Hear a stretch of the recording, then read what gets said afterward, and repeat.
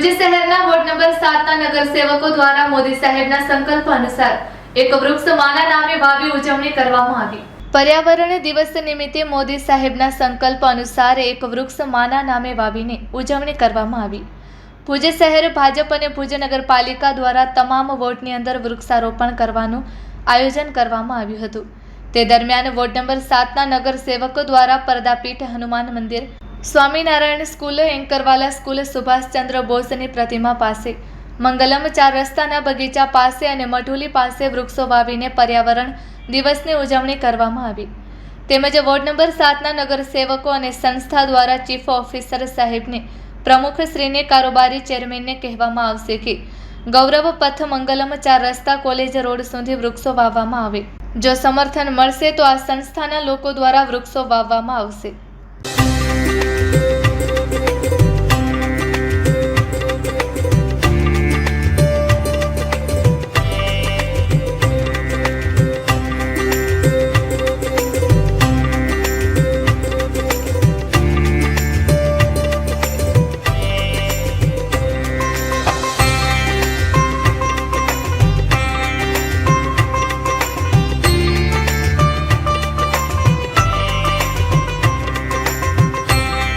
સુશાસન, સશક્તિકરણ અને વિશ્વાસથી ભરેલા મોદી સરકારના 12 વર્ષે જ્યારે આપણે ઉજવણી કરતા હોય ત્યારે ચોક્કસપણે પર્યાવરણ દિવસ હોય, મોદી સાહેબનો સંકલ્પ હતો કે એક ઝાડ માના નામે, એટલે એક વૃક્ષ આપણે આપણી માના નામે વાવશું તો ચોક્કસથી પર્યાવરણનો આપણે બચાવ કરી શકશું। આપણે જે રીતે જોઈ છીએ તો જ્યારથી આઝાદ થયા ત્યારે 36 કરોડની આપણી આબાદી હતી અને આજે જ્યારે 140 કરોડની આપણી વસ્તી છે ત્યારે આ જગ્યાઓમાં સુખ, સાહેબી, વિકાસ અવિરત ચાલતી પ્રક્રિયા છે અને વિકાસ માટે જંગલના ઝાડવાનું ઘણી વખત આપણે નિકંદન કરતા રહ્યા છીએ અને એ નિકંદનને રોકવા,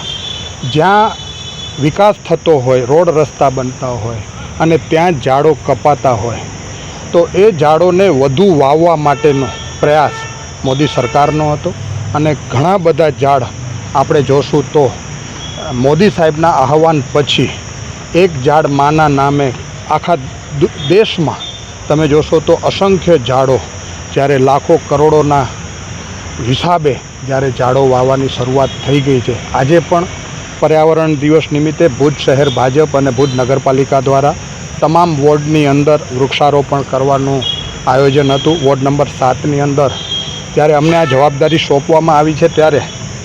અમે પરદાપીઠ હનુમાન મંદિરે પણ ઝાડનું રોપણ કર્યું છે। સ્વામિનારાયણ સ્કૂલ, એન્કરવાલા સ્કૂલ, સુભાષચંદ્ર બોઝની પ્રતિમા પાસે અને જે બગીચો મંગલમ 4 રસ્તા ઉપર છે ત્યાં પણ ઝાડ વાવ્યા છે અને હવે મઢુલીએ કે જ્યાં બાપા સીતારામ મઢુલી આવેલી છે ત્યાં પણ ઝાડ વાવી અને આજે અમે પર્યાવરણ બચાવવાના પ્રયાસો કર્યા છે। અમે વોર્ડ નંબર 7ના નગરસેવકો, અમે ચીફ ઓફિસર સાહેબને, પ્રમુખશ્રીને, કારોબારી ચેરમેનને પણ